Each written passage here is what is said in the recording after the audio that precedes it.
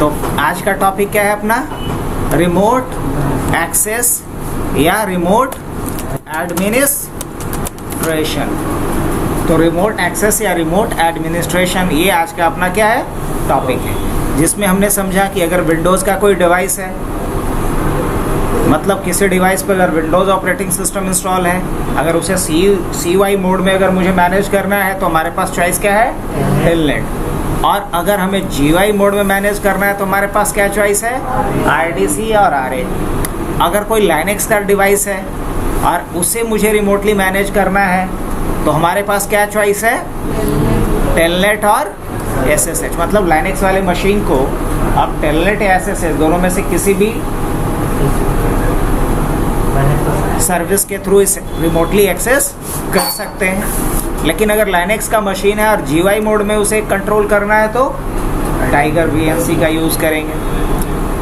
अब बात करते हैं हम लोग कि राउटर या स्विच को अगर मुझे CUI मोड में मैनेज करना हो रिमोटली तो किसका यूज़ करेंगे? टेलनेट और GUI मोड के लिए DNS सेंटर। तो हम पहले राउटर स्विच से ही शुरू करते हैं। रीज़न ये है कि तब तक हो सकता है लाइनेक्स वाला बाकी स्टूडेंट आ जाए, तो जो लाइनेक्स पे रिमोट एडमिनिस्ट्रेशन है ये बाने वो लोग भी सीख ले जाए। बढ़े आगे। तो चलो शुरुआत करते हैं, उल्टा चलेंगे जैसे भालू पेड़ पे चढ़ते हैं। हम लोग नीचे से ऊपर की तरफ चलते हैं। ये हमने जो भी बनाया है ना डायग्राम में, तो इसके लिए हम लोग स्विच या राउटर को मैनेज करने के लिए हम एक वर्चुअलाइजेशन सॉफ्टवेयर का यूज़ करते हैं जिसका नाम क्या है? Packet tracer. क्या नाम है? Packet tracer. नाम तो जानते ही होंगे आप लोग, यूज़ भी किया है ये बेसिक्स। तो अभी हम लोग सबसे पहले क्या कर लेते हैं ना, पहले हम फायरवॉल देख लें कि मेरे में बंद है कि नहीं। अगर नहीं रहेगा तो पैकेट ट्रेसर ओपन करने में दिक्कत करेगा।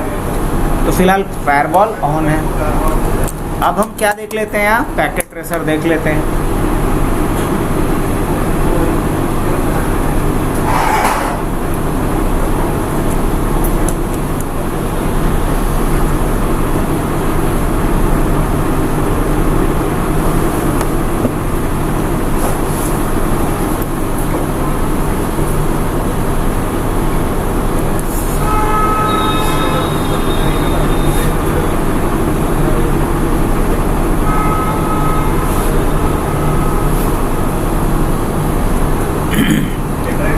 मान लीजिए मेरे पास एक राउटर है और मान लीजिए कि हमारे पास एक स्विच भी है।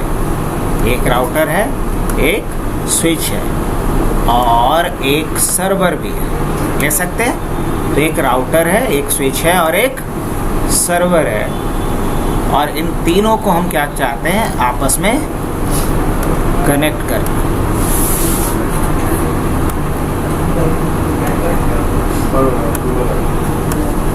हो गया। अब मुझे सबसे पहला काम क्या करना है? इस पे टेलनेट कॉन्फ़िगर करना है। तो सर्वर पे टेलनेट करने के लिए हम लोग यहाँ आ जाते हैं सर्विसेज में। देखो तो यहाँ टेलनेट या SSH कहीं कुछ है? HTTP है, DHCP है, TFTP है, DNS है, कहीं कुछ नहीं है? यह है ना, इस पे तो नहीं है, कोई नहीं। अब हम यहाँ से चाहते हैं इसको रिमोटली मैनेज करना। तो फिलहाल यहाँ क्या कर लेते हैं? हम IP डालेंगे। क्या करेंगे इस पर? और उम्मीद है सबको पता है IP डालना, 192.168. और मान लीजिए कि यहाँ IP हमने डाल दिया 10.10 डाल दिया। क्या IP डाल दिया इस पर? 10.10। अब मैं क्या चाहता हूँ कि इस डिवाइस को रिमोटली और इस डिवाइस को रिमोटली यहाँ से मैनेज कर सकूँ। तो पहले हम टेलनेट के थ्रू मैनेज कर लेते हैं और उसके बाद, या फिर एक काम करते हैं, इस स्विच को हम टेलनेट के थ्रू मैनेज कर लेते हैं और राउटर को किसके थ्रू कर लेंगे? SSH के थ्रू। क्या बढ़िया रहेगा? तो इसी सिनेरियो में दोनों कवर हो जाएगा। फिलहाल तो मुझे इन दोनों डिवाइस पे क्या करना पड़ेगा? IP। जैसे यहाँ हमने IP डाला वैसे ही क्या करना होगा? यहाँ इन दोनों डिवाइस पे IP। तो स्विच पे IP डालने के लिए क्या बताया गया है मिश्रा जी? स्विच पे IP डायरेक्ट डाल सकते हैं किसी पोर्ट पे? हाँ, बोलेंगे कि स्विच पे हम स्विच के किसी पोर्ट पे आईपी नहीं डाल सकते क्योंकि स्विच का पोर्ट लेयर 2 पोर्ट कहलाता है और लेयर 2 पोर्ट पे हम कोई भी लेयर 3 एड्रेस को नहीं डाल सकते। तो अगर मुझे स्विच पे आईपी डालना है तो स्विच के वीलैन इंटरफेस पे आईपी डालेंगे और हर स्विच में बाय डिफ़ॉल्ट एक वीलैन बना होता है, वीलैन 1। तो अगर स्विच पे आईपी डालना है तो मेरे को क्या लिखना होगा, इंटरफेस वीलैन 1 क्या लिखेंगे, और उस पर अगर आईपी डालना होगा देन आईपी एड्रेस और क्या प्लान करना पड़ेगा, वही 10.2 और उसके बाद सबनेट मास्क। और सबनेट मास्क क्यों डालते हैं, ताकि ये हम बता सकें डिवाइस को कि इसमें टोटल नंबर ऑफ होस्ट कितना हो। अब इसके बाद क्या करना है, हो गया यहाँ तक। तो इस पे हमने आईपी डाल दिया। अब मुझे इस पे क्या करना है, टेलनेट इनेबल करना है। इस पे क्या करना है, टेलनेट इनेबल करना है।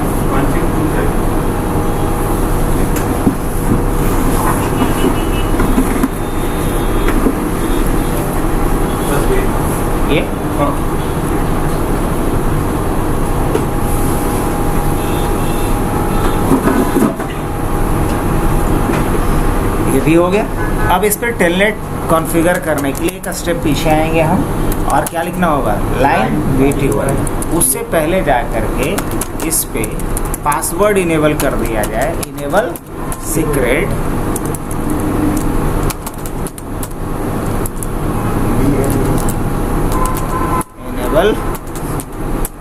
सीक्रेट, और इस पे पासवर्ड क्या डाल देते हैं, ABC। अब इस पे अगर हमें टेलनेट इनेबल करना है तो 3 लाइन का कमांड है, याद है किसी को, बोलो, लाइन VTY 02 15 और उसके बाद क्या है, पासवर्ड। और क्या पासवर्ड, जो भी पासवर्ड डालना है वो पासवर्ड डाल देंगे, और उसके बाद फिर क्या, लॉगिन। बस 3 लाइन का कमांड था। इस पर टेलनेट कॉन्फ़िगर हो गया जी। चलिए अब मुझे इस पे आना है, राउटर पे आ गया मैं, और क्या करता हूँ, इनेबल कॉन्फ़ी, और क्या लिखता हूँ, पहले यहाँ भी वही इनेबल, और इस पे हमें SSH इनेबल करना है। क्या करना है, तो SSH इनेबल करने के लिए सबसे पहले यूज़र नेम क्रिएट करो, एक यूज़र अकाउंट बनाओ। तो यूज़र नेम क्या डाल देते हैं, अब नेट, आप पासवर्ड क्या डाल देते हैं, पासवर्ड डाल देते हैं ABC@123। पहला काम हो गया। दूसरा काम होता है डोमेन नेम सेट करना। तो लिखेंगे IP डोमेन नेम, और डोमेन नेम क्या डाल देते हैं, hub.net। तो पहला काम क्या किए हम, इनेबल सीक्रेट करके पासवर्ड इनेबल कर दिए। दूसरा काम क्या किया हमने, यूज़र अकाउंट क्रिएट कर दिए। तीसरा क्या किया, डोमेन नेम सेट कर दिए। अब हमें इस पे SSH इनेबल करने के लिए लिखना पड़ेगा लाइन VTY 0 to 50, और उसके बाद लिखना होता है ट्रांसपोर्ट इनपुट, और क्या डालेंगे, SSH। ट्रांसपोर्ट इनपुट मेथड क्या होगा, SSH या टेलनेट, यहाँ 2 ऑप्शन होता है देखो। तो अभी क्या लेंगे हम, ट्रांसपोर्ट इनपुट SSH। अब इतना कर लेने के बाद क्या करना पड़ेगा, अब मुझे देना पड़ेगा यहाँ पे लॉगिन लोकल। क्या देना होगा, लॉगिन लोकल।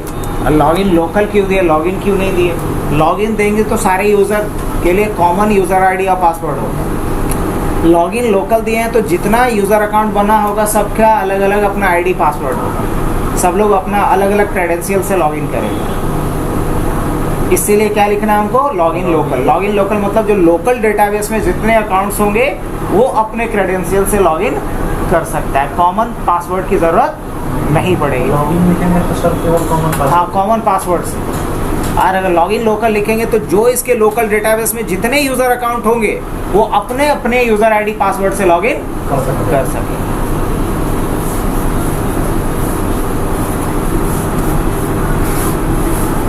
तो क्या लिख लिए हम लोग, लॉगिन नहीं,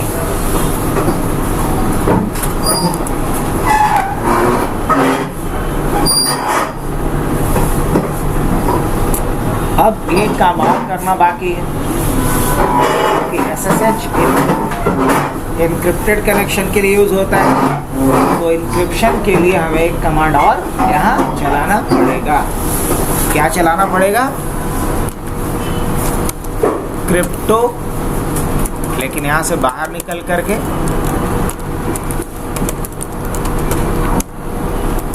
क्रिप्टो की जनरेट RSA, और उसके बाद जैसे ही एंटर करेंगे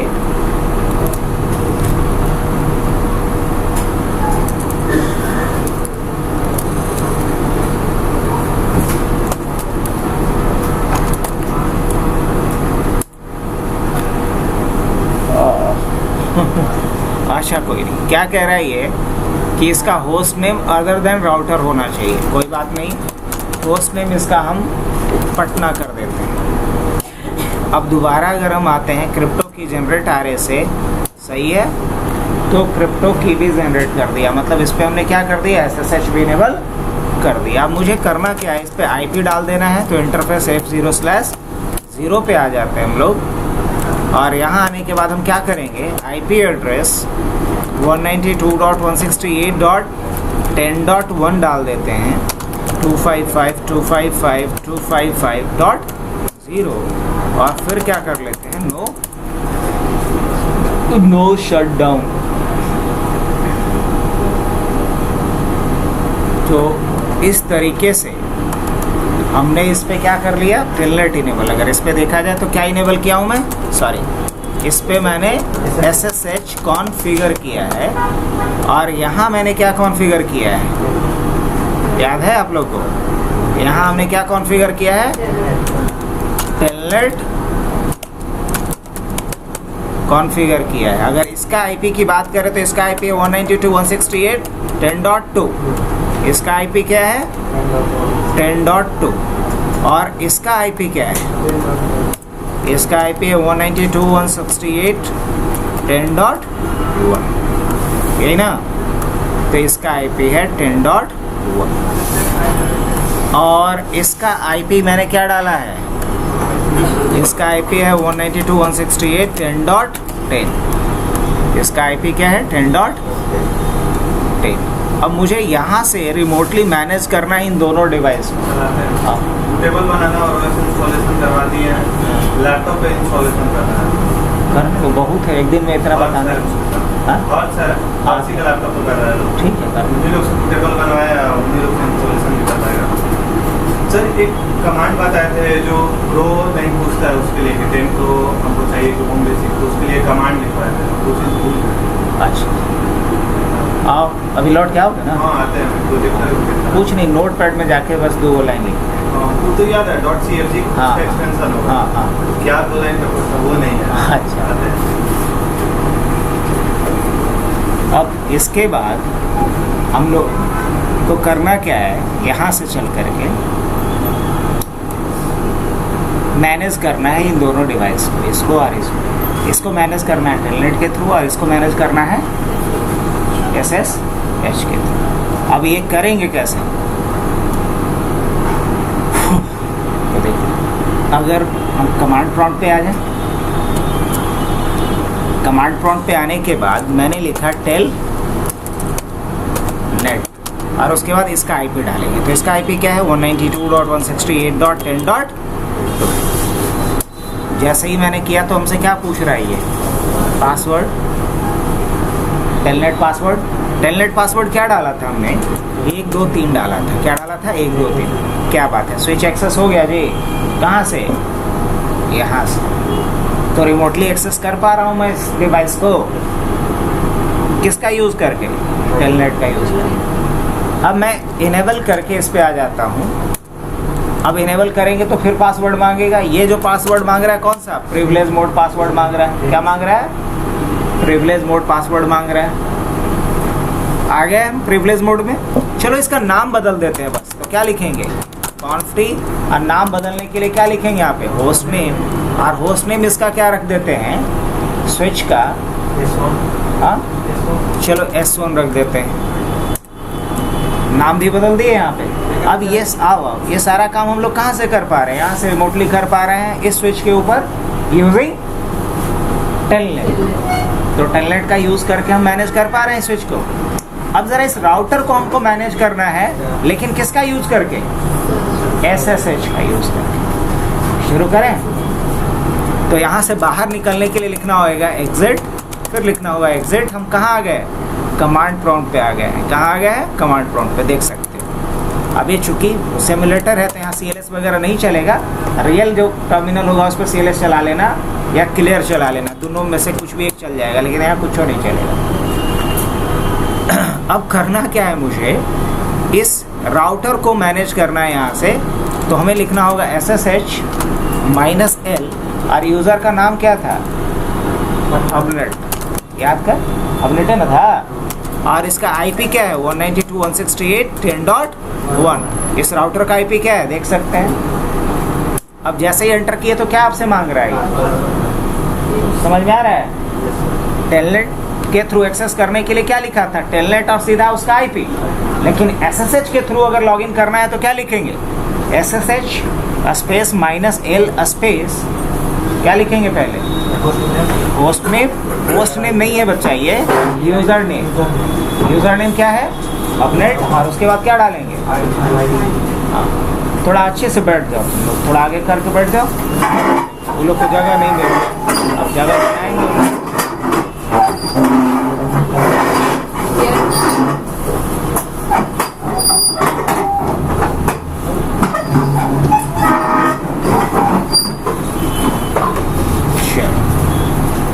तो हम थोड़ा टाइम लगा दिया समझाने में। अब क्या करना है? वापस से यहाँ पासवर्ड मांगेगा मेरे से, तो हम पासवर्ड में ABC@123 यही पासवर्ड था ना। अब देखो हम लॉगिन कर गए राउटर पे, लेकिन रिमोटली लॉगिन किया है हमने राउटर पे। किसका यूज़ करके? SSH का यूज़ करके। अब मान लो मुझे कोई कॉन्फ़िगरेशन करना है तो क्या कर सकता हूँ? हाँ बिल्कुल कर सकता हूँ। अब जैसे ये पटना है, पटना के बाद हमें लिखना है हेड ऑफिस HO। तो हम क्या करेंगे? होस्ट नेम क्या डालता हूँ? पटना, और उसके बाद डाल देता हूँ HO। क्या डाल देता हूँ? HO बोले तो हेड ऑफिस। अब देखो इसका पूरा नाम क्या हो गया? पटना HO। पटना HO नहीं,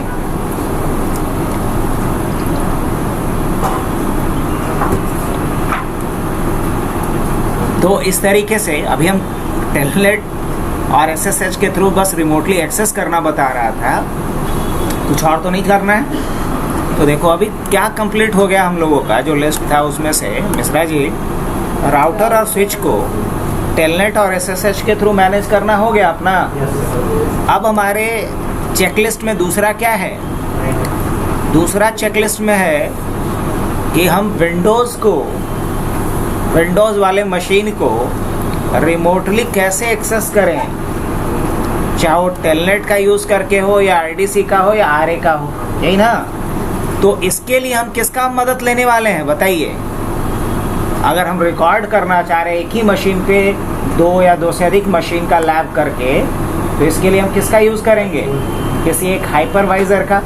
हाइपरवाइज़र क्या होता है? एक सॉफ्टवेयर होता है जो हमें ये फैसिलिटी देता है कि एक फिजिकल मशीन पे हम मल्टीपल वर्चुअल मशीन बना सके। तो हम लोग कौन सा हाइपरवाइज़र अभी यूज़ करना सीखे हैं? VMware। क्या यूज़ करना सीखे हैं? तो हम यहाँ VMware को ओपन कर लेंगे। क्या ओपन कर लें? तो VMware को ओपन कर लिया जाए, और VMware में 2 मशीन कम से कम ओपन करेंगे। कितना मशीन? 2 मशीन ओपन कर लेंगे। अब जैसे देखो ये वो सर्वर वाला मशीन है हमारे पास, है ना।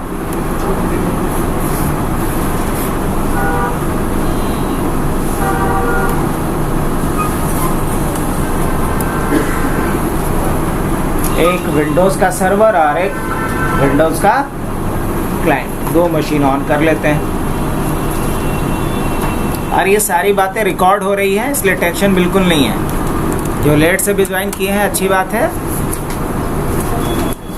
बस इसको देख लीजिएगा।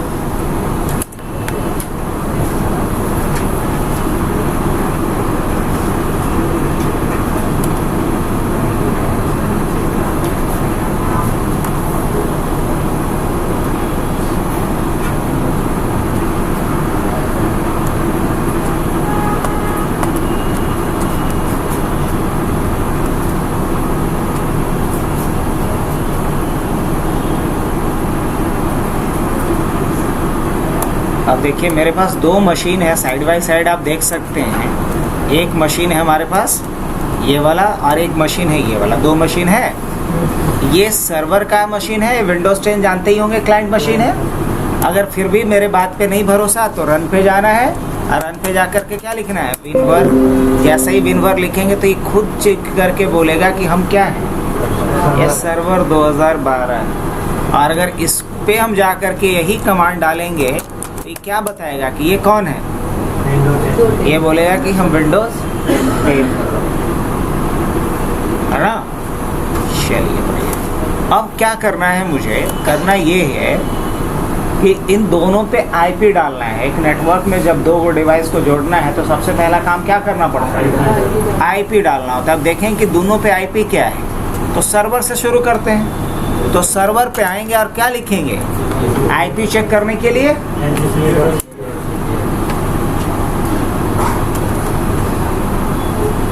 प्रॉपर्टीज,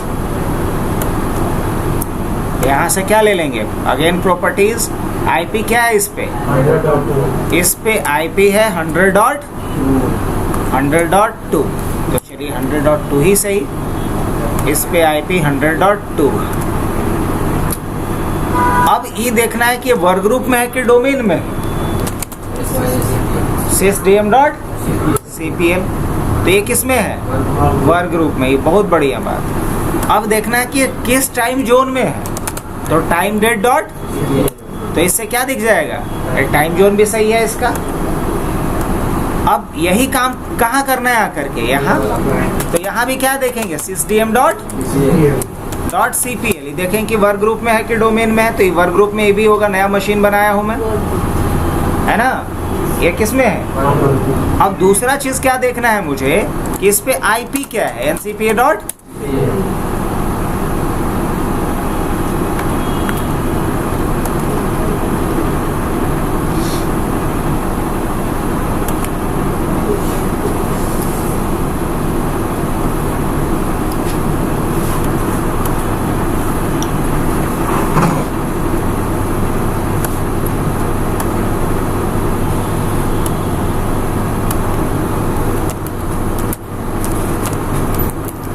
$100.2 न था, तो इस पे क्या डाल देते हैं, 100.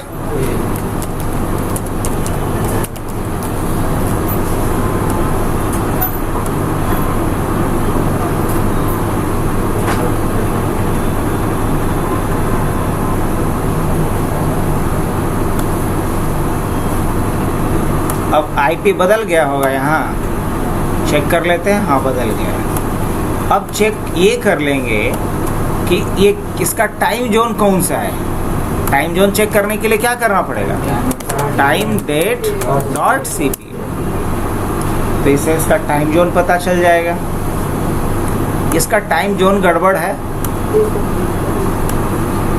टाइम जोन इसका क्या कर देंगे, प्लस 5:30 और क्या कर दिया जाए, ओके, और क्या कर दिया जाए, ओके। टाइम जोन भी सेट कर दिए। अब इसका क्या देख लेंगे, फायरवॉल, क्या देख लेंगे, फायरवॉल देख लेंगे इसका।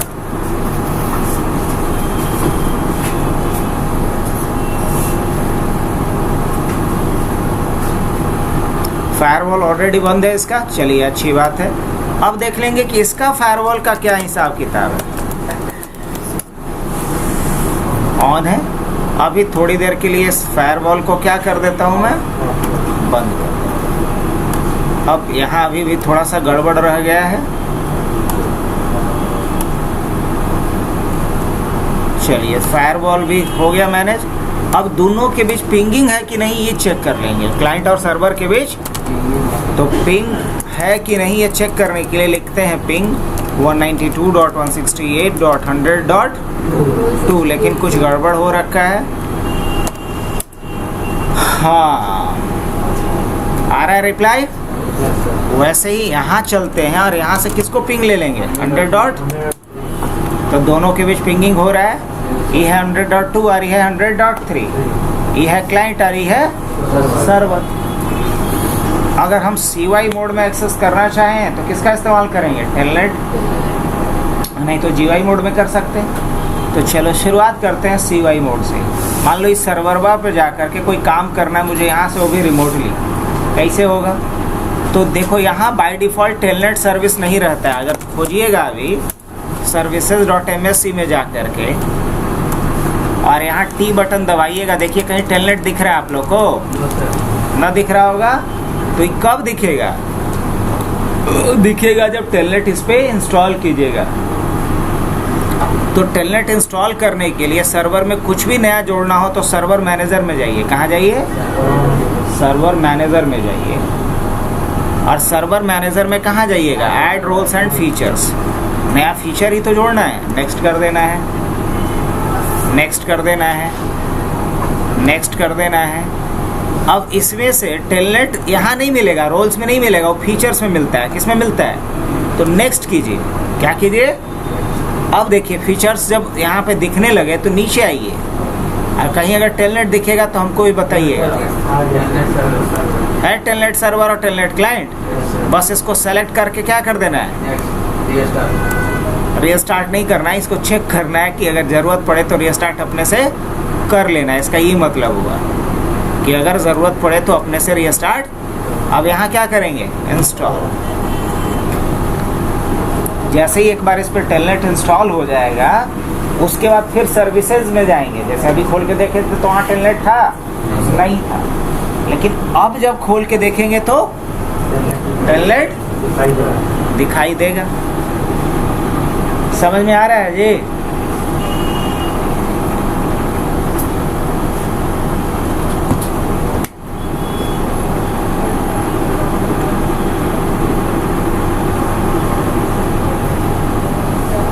इंस्टॉलेशन कंप्लीट हो गया, क्लोज कर लें इसको भी। और रन पे क्या लिखना था? सर्विसेज डॉट, और इसमें किसी एक पे क्लिक करके T बटन दबाना था। देखिए तो यहाँ टेलनेट ऑप्शन आ गया, लेकिन अभी क्या है? ये इनेबल है, अभी डिसेबल है। डबल क्लिक करेंगे और यहाँ से क्या लेना है? ऑटोमेटिक। और क्या करना है? अप्लाई। और क्या करना है? स्टार्ट। और क्या करना है? ओके। और क्या कर देना है इसको? अब मुझे यहाँ से टेलनेट के थ्रू इस सर्वर पे काम करना है रिमोटली, तो क्या अभी कर पाएंगे? नहीं। अभी अगर रन खोलता हूँ मैं, यहाँ CMD लिखता हूँ और यहाँ टेलनेट लिखेंगे तो बोलेगा है क्या? हम जानबो नहीं करते। देख लेना इसको क्या कहता है ये। अगर अभी हम लिखते हैं तो ये क्या बोलेगा?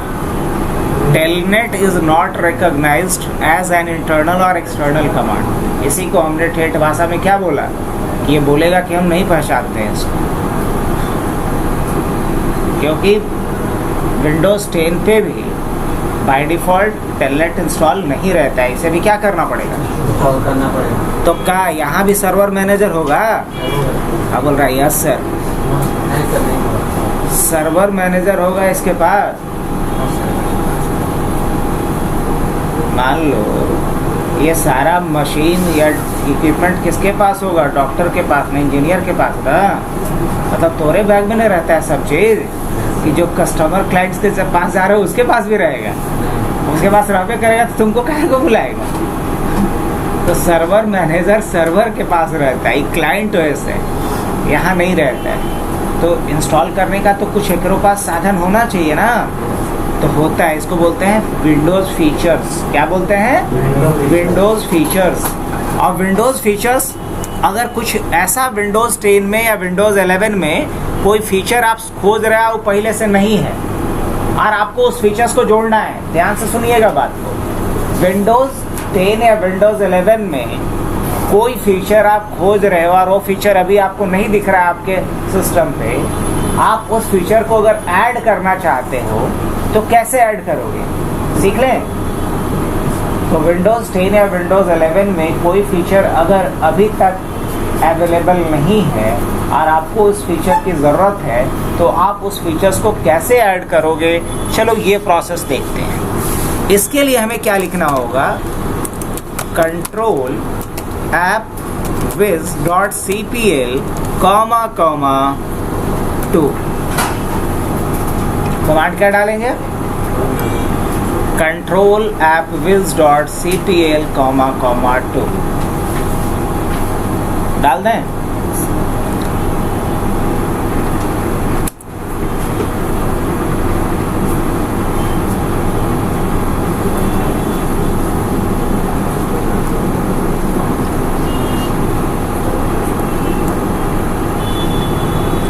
देखो यहाँ ओपन हो गया जी, हो गया विंडोज फीचर्स के नाम से, इसी का ना भी बातचीत चल रहा था। अब इसमें नीचे आएंगे और नीचे कहाँ तक पहुँचना है मेरे को? टेलनेट क्लाइंट तक। इसको सेलेक्ट करके क्या करेंगे, इसको चेक करके ओके करेंगे। ये कुछ सेकंड्स टाइम लेगा इंस्टॉल करने में।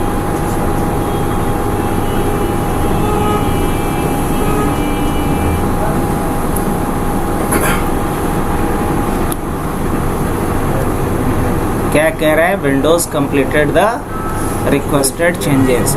अब दोबारा रन खोलता हूं मैं, cmd लिखा, इस बार अगर मैं टेलनेट लिखूं, दिख रहा है आप लोगों को, और उसका आईपी डालूं तो क्या इस बार भी पहचानने से मना कर देगा? पहचान जाएगा ना? अभी कह रहा है कि अगर आप टेलनेट के थ्रू सर्वर पे लॉगिन कर रहे हैं तो इसमें धोखा हो सकता है, मतलब यहाँ सिक्योरिटी कंप्रोमाइज हो सकता है, फिर भी आपको करना है। इसी बात को अंग्रेजी में ही लिख रहा है, you are about to be send your password information to a remote computer in internet to send anyway. बोलेंगे हम सब रिस्क को समझ रहे हैं, जो कह रहे हैं वैसा कर दीजिए। तो क्या कहेंगे यहाँ पे? वाई और एंटर। क्या आ गया? अब यहाँ हम लोग लॉगिन करेंगे, तो लॉगिन करने के लिए क्या करना पड़ेगा? पासवर्ड। तो क्या टेलनेट के लिए कुछ पासवर्ड वगैरह सेट किए हैं? नहीं ना?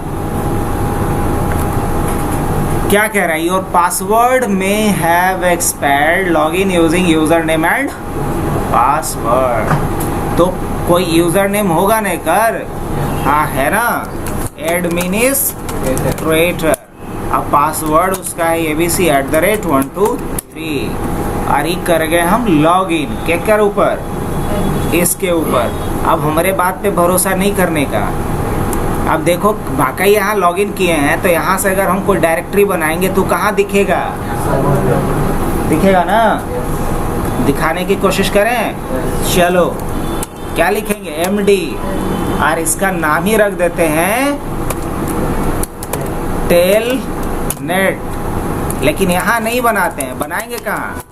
डेस्कटॉप पे, तब ना वहाँ दिखेगा MD और उसके बाद टेलनेट। अब देखना वहाँ कुछ समझ में आया? काम कर रहे हैं यहाँ से, लेकिन उसका रिजल्ट कहाँ दिखेगा? क्योंकि रिमोटली एक्सेस तो इसी को न किए हुए हैं यहाँ से। क्या जी मिश्रा जी? अब क्या करना है? मान लो कि हम यहाँ एक फाइल बनाना चाह रहे हैं, एक स्क्रिप्ट फाइल, जिसको रन कर दें तो मशीन में रीस्टार्ट हो जाए। ऐसा नहीं कर सकते? कर सकते? पक्का? कैसे करेंगे बताओ? क्या लिखेंगे यहाँ पे? लिखेंगे नोट पैड, और उसके बाद क्या लिखेंगे? लिखेंगे f.bat। क्या लिखेंगे? f.bat।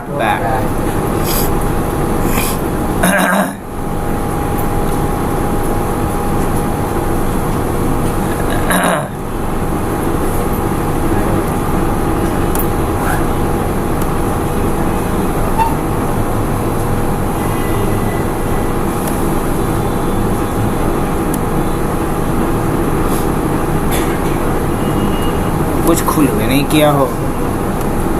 अच्छा ठीक, क्या लिखते हैं? Copy con f.bat।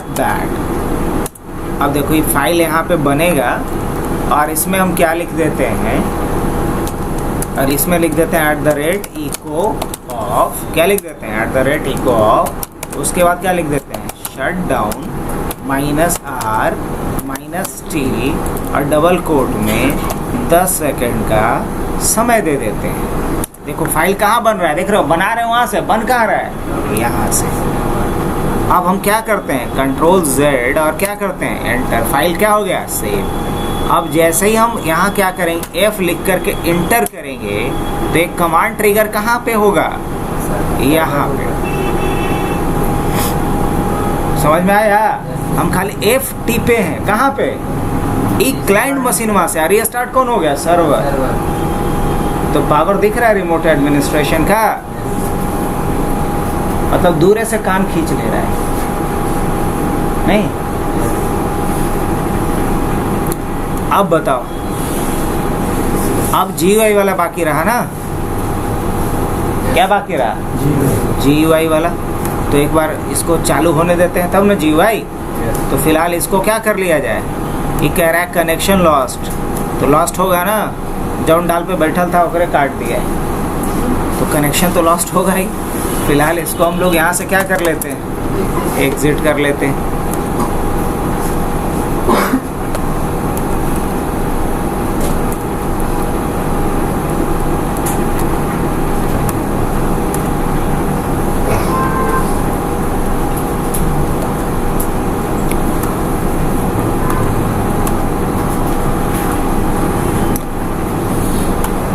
भूले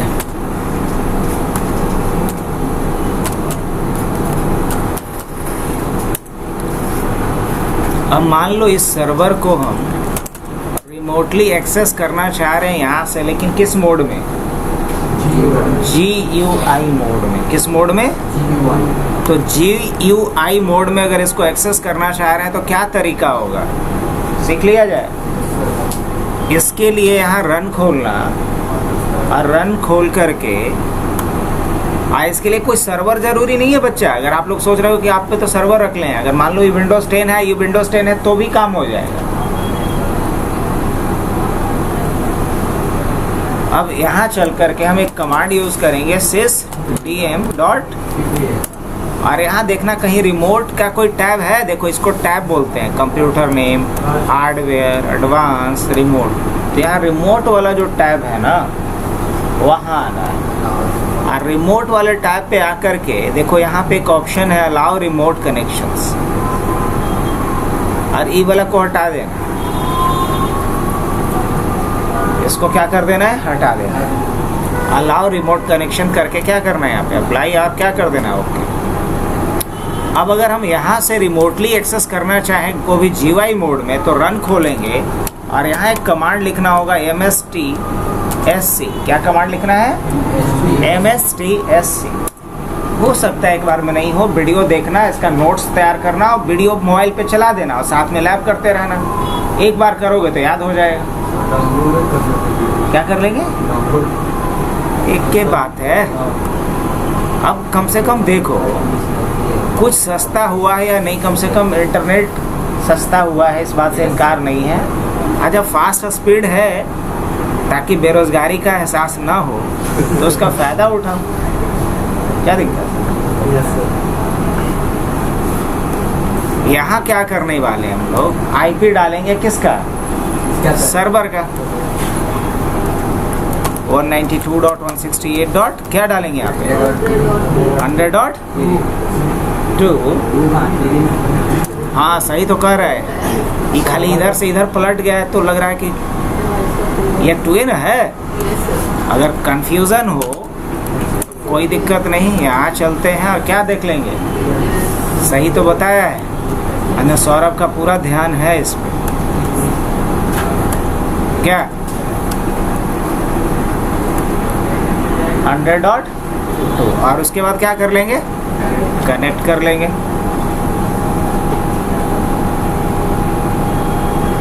अब ये यूज़र नेम हमसे पूछ रहा है, क्या पूछ रहा है, यूज़र। तो यूज़र नेम में क्या डालेंगे, यूज़र नेम में डालेंगे यहाँ पे हम लोग एडमिनिस्ट्रेटर,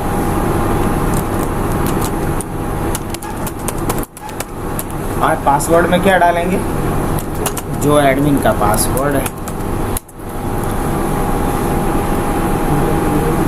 अब क्या कर लेंगे यहाँ से, यस। अब देखना ये यहाँ लॉग आउट कर गया, और यहाँ से मैं एक्सेस कर लिया हूँ किसको, इस मशीन को। समझ में आ रहा है? लेकिन किस मोड में इस बार एक्सेस किया हूँ, GUI मोड में। पिछली बार क्या दिखाए थे, CUI मोड में टेलनेट का यूज़ कर। तो ये समझ में आया।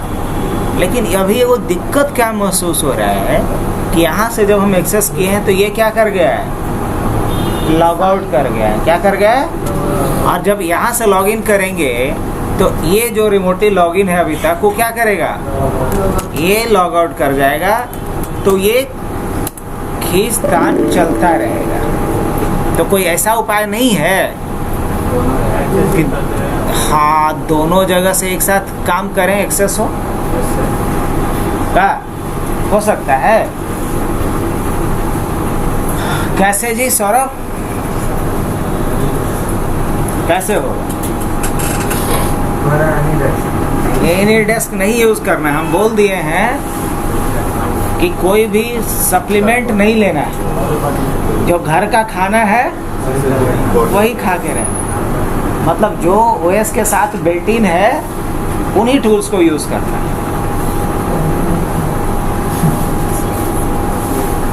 कैसे? तो OS के साथ एक टूल रहता है जिसका नाम है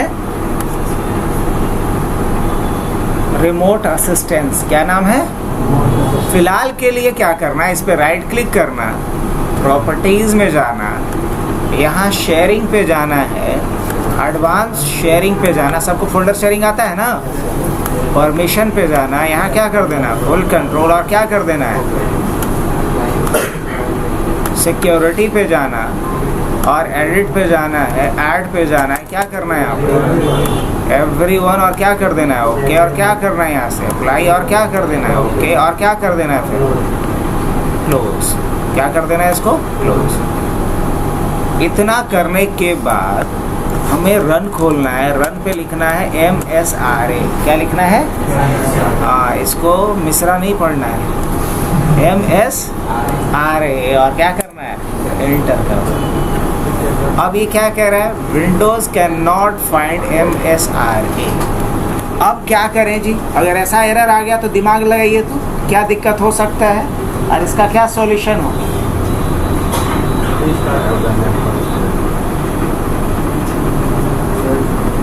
अगर ऐसा एरर आ रहा है तो एरर क्यों आ रहा है और इसका उपाय क्या होगा? ऐसा एरर आने का मतलब है कि जो RA सर्विस है, रिमोट असिस्टेंस जो सर्विस है, वो पहले से इंस्टॉल नहीं है। क्या करना पड़ेगा उसे? तो इंस्टॉल करने के लिए कहाँ से बताए हैं, याद है? ना, वो तो क्लाइंट मशीन पे ना। ये किस पे हैं आप? क्लाइंट मशीन में विंडोज फीचर से करेंगे, और इसमें किससे करेंगे? ऐड रोल्स एंड फीचर्स से। सबसे बढ़िया सौरभ है, समझ रहा है? देखो अभी नेक्स्ट, और क्या करेंगे यहाँ से, और उसके बाद रोल्स में नहीं, किस में जाएंगे? फीचर्स में। आप जाएंगे नीचे, और नीचवा जाके देखो तो कहीं है, होगा तो हमको भी बताना। रिमोट असिस्टेंस के नाम से होगा। किस नाम से होगा?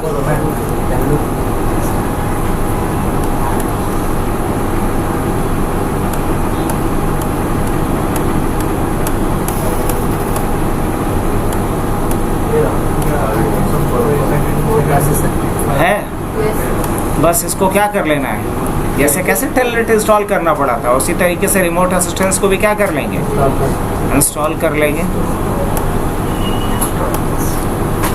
तो समझते जा रहे हैं एक प्रॉब्लम को।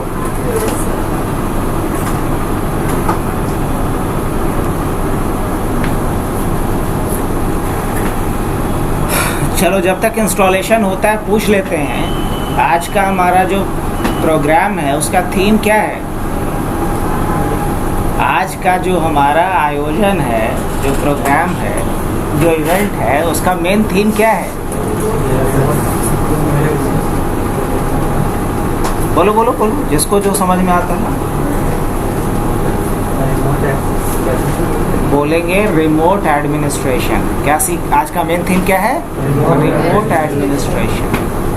मतलब किसी भी डिवाइस को, चाहे वो विंडोज़ का कोई डिवाइस हो, लिनक्स का कोई डिवाइस हो, या राउटर हो या स्विच हो, उसको रिमोटली कैसे हम एडमिनिस्ट्रेट करेंगे, कैसे मैनेज करेंगे, यही आज का मेन हमारा क्या है, थीम है।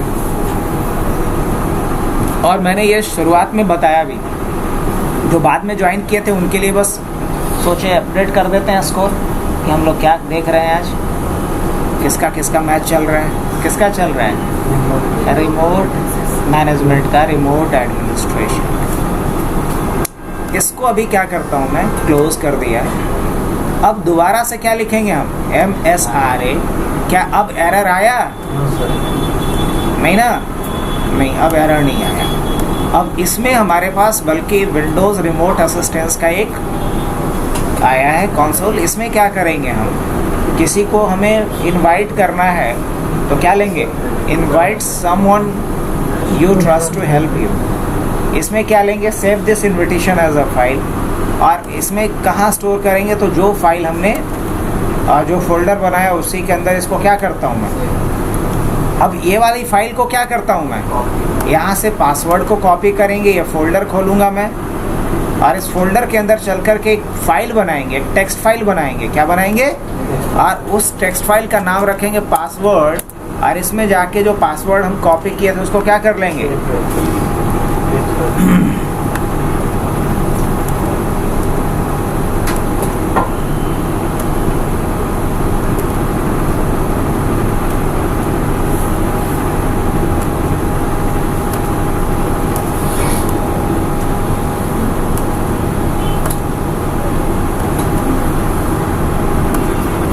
हो गया।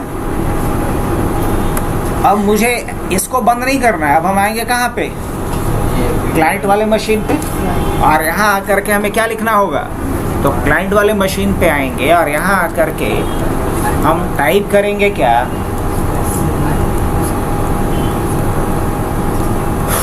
सबसे पहले डबल स्लैश और उसका आईपी। किसका आईपी, अब हमसे यूज़र नेम पासवर्ड मांगेगा, ये क्या मांगेगा,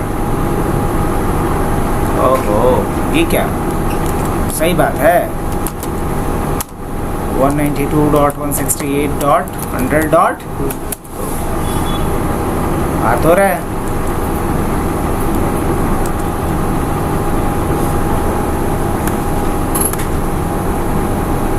कोई नहीं, यहाँ आ जाना, यहाँ आने के बाद क्या लिखना, डबल स्लैश और क्या नाम था वो, 100.2।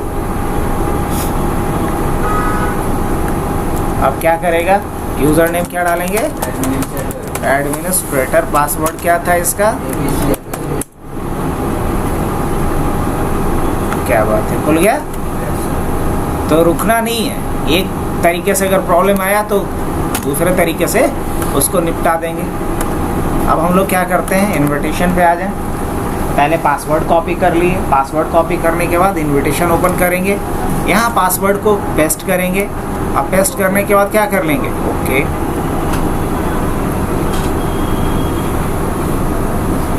अब देखो यहाँ एक मैसेज आएगा, would you like to allow Ashok to connect to your computer, बोलेंगे हाँ। अब देखो यहाँ से जो एक अशोक नाम का यूज़र लॉगिन है वो हमारे डेस्कटॉप को क्या कर सकता है, देख सकता है। अब अगर मैं कुछ भी कर रहा हूँ तो देख रहे हो कि हम यहाँ काम कर रहे हैं, लेकिन वो मूवमेंट कहाँ दिख रहा है, यहाँ भी दिख रहा है। अब अगर ये चाहे कि यहाँ से कुछ काम कर ले तो नहीं कर पाएगा। अभी काहे नहीं कर पाएगा, क्योंकि इसको परमिशन नहीं है। अगर इसको परमिशन चाहिए तो इसके लिए रिक्वेस्ट कंट्रोल पे जाएगा। कहाँ, जैसे रिक्वेस्ट कंट्रोल पे जाएगा तो यहाँ आएगा कि क्या उसको अलाउ करना है, would you like to allow Ashok to share control of your desktop, बोलेंगे हाँ। अब देखना, अब यहाँ से जो भी चाहेगा ये करना, देख रहे हो दोनों जगह से हो रहा है। बात समझ में आ रही है यहाँ पे। अब अगर ये राइट क्लिक करेगा तो देखना यहाँ भी राइट क्लिक हो रहा होगा। तो ये कंट्रोल करना सबसे बेहतरीन है, क्योंकि हम जिसके मशीन को कंट्रोल कर रहे हैं वो भी देख पा रहा है कि मैं उसके मशीन पे। तो ये किसका जादू था,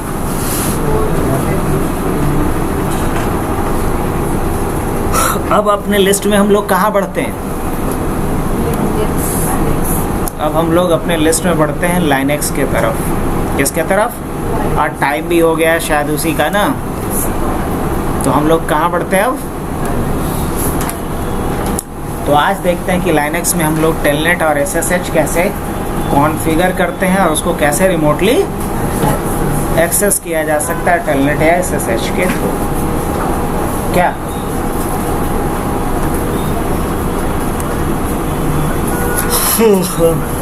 तो फिलहाल इस सर्वर को बंद कर दे जो विंडोज़ वाला सर्वर है, क्या चलेगा?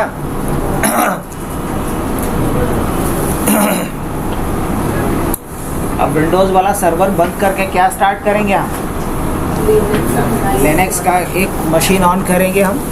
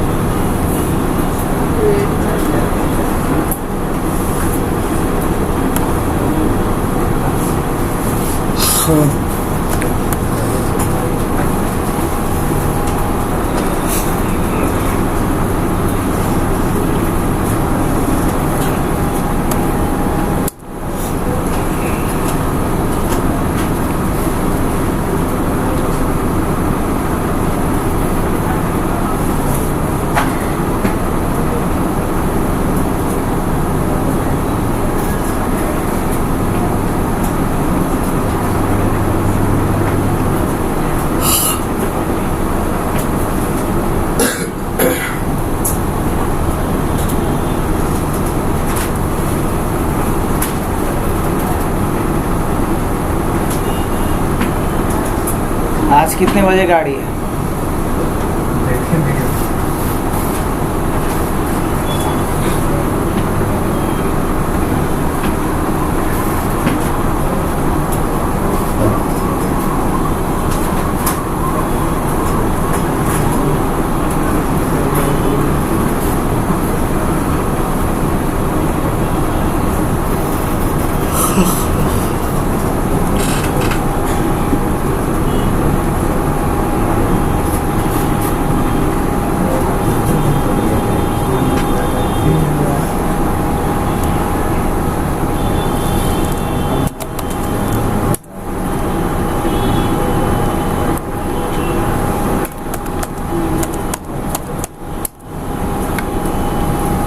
किससे लॉगिन कर गए हम लोग?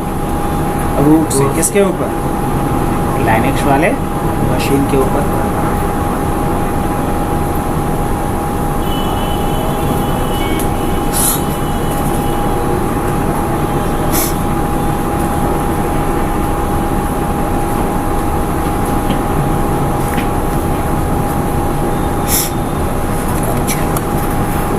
शुरू किया जाए। तो देखो यहाँ करना क्यों क्या क्या है, पहले इसकी बात कर लें हम लोग। तो मुझे इस पे पहले टेलनेट कॉन्फ़िगर करना है। क्या करना है? टेलनेट कॉन्फ़िगर करना है। तो मैंने यहाँ पे क्या लिखा? VI और टू डू लिस्ट। हमें सबसे पहले क्या करना है यहाँ पे? सबसे पहले मुझे होस्ट नेम सेट करना है। क्या करना है इस पे? मुझे क्या करना है? होस्ट नेम सेट करना है। तो क्या लिखता हूँ मैं? सेट होस्ट नेम, पहला काम। दूसरा काम क्या करना है मुझे होस्ट नेम सेट करने के बाद? होस्ट नेम सेट करने के बाद मुझे इस पे IP सेट करना है। Set IP address. तीसरा काम क्या करना है? टर्न ऑफ करना है फायरवॉल। क्या करना है? टर्न ऑफ करना है। चौथा काम क्या करना है? अपडेट करना है होस्ट फाइल को। क्या करना है? अपडेट करना है होस्ट फाइल को। पांचवा काम क्या करना है? पांचवा काम करना है माउंट करना है DVD को। माउंट करना है DVD को ओवर MNT। माउंट करना है इस जगह पे। माउंट करेंगे उसके बाद क्या करना है, इंस्टॉल करना है टेलनेट को। इंस्टॉल क्या करना है, टेलनेट को।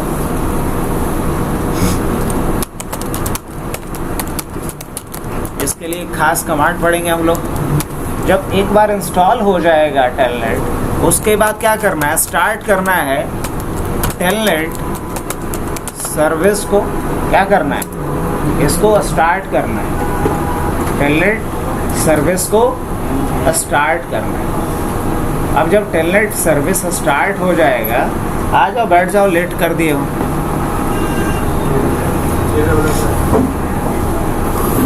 स्टार्ट करना है टेलनेट सर्विस को। और जब एक बार टेलनेट सर्विस स्टार्ट है, यहाँ पे 2 सीट है, बैठ सकते हो।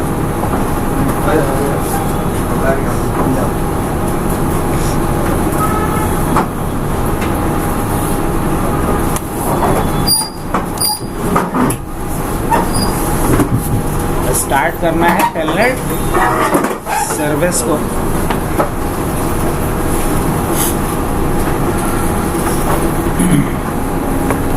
उसके बाद क्या करना है, एक्सेस करना है सर्वर को फ्रॉम क्लाइंट यूजिंग टेलनेट। तो पहले कंप्लीट करते हैं इतना प्रोसेस, तो SSH वाला पार्ट लिखना शुरू करेंगे। देखो हमारा कंडीशन क्या है, कंडीशन ये है कि कुछ ऐसा समझो, जो लेट में ज्वाइन किया है उन लोगों के लिए, हालांकि इतना लेट मत कीजिएगा। रीज़न ये है, मात्र 1 घंटे का सेशन दे रहा हूँ मैं। हर 1 घंटे में अगर आधे घंटे गायब हो जाइएगा तो न सर पता चलेगा न पैर।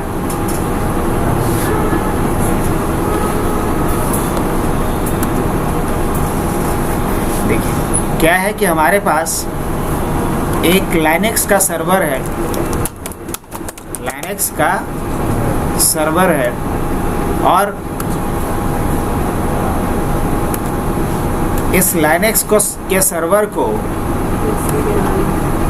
हम एक क्लाइंट मशीन से एक्सेस करना चाह रहे हैं, मैनेज करना चाह रहे हैं। हमारे पास एक विंडोज़ 10 का क्लाइंट है, और इस विंडोज़ 10 वाले क्लाइंट का IP मान लो कि 192.168.100.3 है। इस विंडोज़ 10 वाले क्लाइंट का IP क्या है, 100.3 है। और ये जो लाइनेक्स सर्वर है सो कॉल्ड अपना, इसका IP क्या है, तो इसका IP मान लो 192.168.100.254 है। इसका IP क्या है, 192.168.100.254 है। अब हमारा जो नीड है, हमारा जो टारगेट है, वो क्या है कि मुझे इसे एक्सेस करना है। मुझे इसे क्या करना है, इसे एक्सेस करना है रिमोटली। मुझे इस सर्वर को क्या करना है, रिमोटली एक्सेस करना है।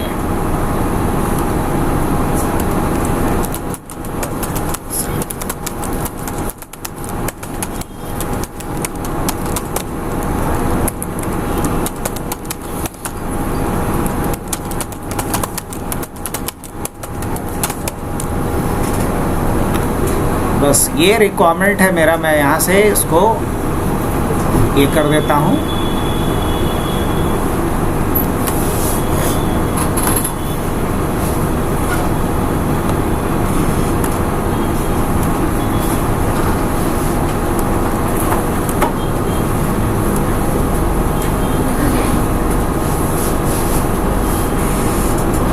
होपफुली समझ में आ गया होगा कि क्या करने जा रहे हैं हम लोग। हमारे पास लाइनेक्स का एक सर्वर है जिसका IP 100.254 है। हमारे पास विंडोज़ 10 का एक क्लाइंट मशीन है जिसका IP 100.3 है। अब मैं इस 100.3 से एक्सेस किसे करना चाह रहा हूँ, 100.254 को। क्या देख रही, क्लास करना है तुम्हें?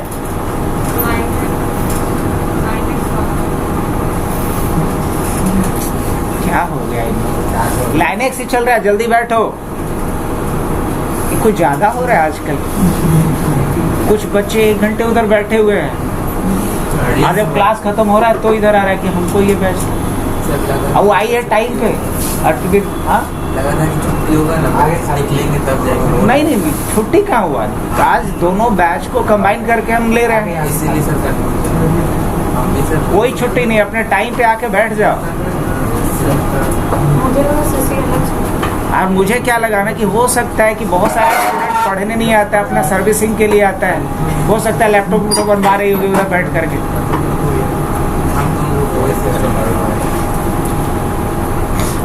कोई बात नहीं,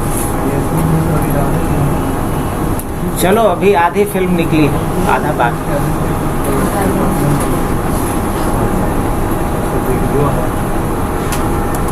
तो अभी जो करने जा रहे हैं हम लोग, क्या करने जा रहे हैं, लाइनेक्स का एक सर्वर है। इस लाइनेक्स के सर्वर को विंडोज 10 वाले क्लाइंट से रिमोटली एक्सेस करना है। लाइनेक्स वाले सर्वर का आईपी कुछ अलग है, विंडोज 10 वाले क्लाइंट का अलग आईपी है। टारगेट है इसको रिमोटली एक्सेस करना। इसके लिए लाइनेक्स का मशीन हमारे पास यहाँ तैयार है, आप देख सकते हो ये लाइनेक्स का मशीन रेडी है। और एक मशीन हमारे पास देखो इधर, आप विंडोज़ 10 का मशीन भी रेडी है। अगर मैं चाहूँ तो हाफ स्क्रीन में इसको रख दूँ, हाफ स्क्रीन में तो ये है ही पहले से, हाफ स्क्रीन में इसको और हाफ स्क्रीन में इसको रख दिया है।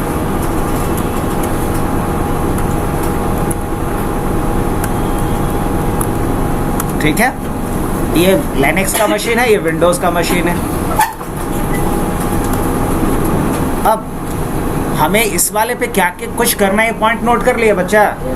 इस पे क्या क्या करना है मेरे को, इस पे सबसे पहले मुझे होस्ट नेम सेट करना है। क्या करना है मुझे, होस्ट नेम सेट करना है। तो जो करना है, मैं यहाँ पे कुछ पॉइंट आउट करके रख दिया है कि मुझे यहाँ क्या कुछ अभी करना है इस वाले सर्वर पे। तो OS मान के चलो इंस्टॉल है, जिसको OS भी इंस्टॉल करना नहीं आता है वो क्लास के बाद संपर्क करें मिस्टर राहुल से, ये आप लोगों को सहयोग करेंगे OS इंस्टॉलेशन में। अगर नहीं आता है तो बिना छुपाए हुए उसको सीख लीजिए एक बार। अब बढ़ते हैं हम लोग आगे। मुझे होस्ट नेम सेट करना है। क्या करना है, होस्ट नेम सेट करना है। अब होस्ट नेम सेट करने के लिए क्या किया जाए, राइट क्लिक करते हैं। देखो लाइनेक्स में मैक्सिमम काम हम लोग कहाँ से करते हैं, CY मोड में करते हैं, टर्मिनल से करते हैं। इसके लिए राइट क्लिक करेंगे और ओपन टर्मिनल करके आप टर्मिनल को ओपन कर लीजिएगा। यहाँ टर्मिनल ओपन कर लिया आधे स्क्रीन पे हमने, और आधे स्क्रीन पे हमारा लिस्ट भी तैयार है कि मुझे करना क्या है। ऐसा समझ लो, हाफ ऑफ स्क्रीन में इसे मैंने रखा और हाफ ऑफ स्क्रीन पे हम किसको रख लेंगे, इसको रख लेंगे। अब मुझे करना क्या है, पहला काम होस्ट नेम सेट करना है। तो क्या लाइनेक्स में होस्ट नेम सेट करने का कोई कमांड आता है क्या, कोई आइडिया आप लोगों को? लाइनेक्स में होस्ट नेम सेट करने का क्या कुछ कमांड होता है?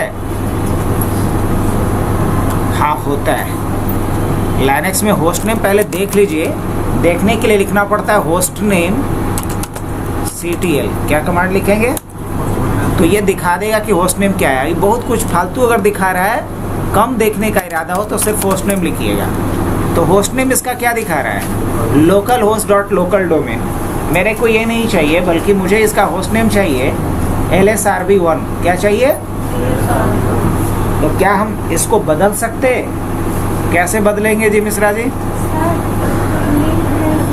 हाँ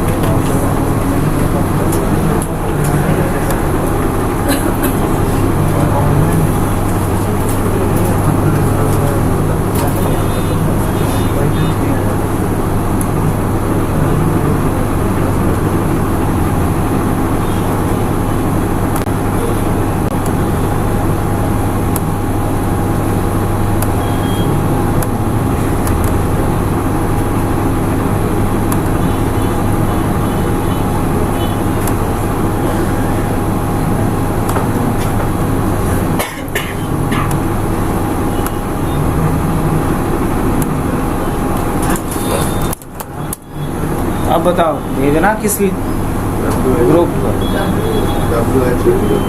है बना हुआ? कोई हाय बाय लिख के भेजो। हाँ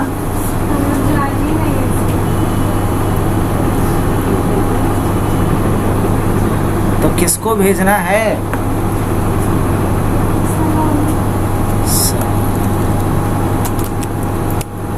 तो बोल ऐसे रही जैसे कि हमको किसी पाकिस्तानी टेररिस्ट को भेजना है।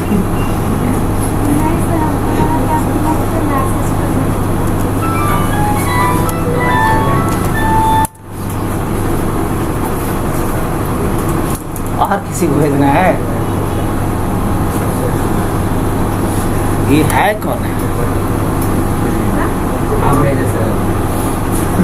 आपको भी चाहिए लिंक? चलिए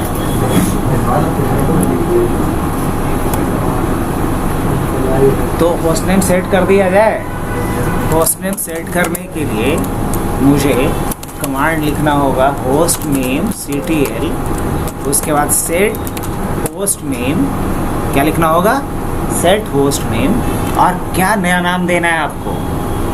तो जो भी नया नाम देना है वो नाम अपना बता दीजिए। तो हमें नाम क्या देना है? यहाँ पे नाम देना है क्या सोचा था? LSRV1। क्या नाम सोचा था? LSRV1।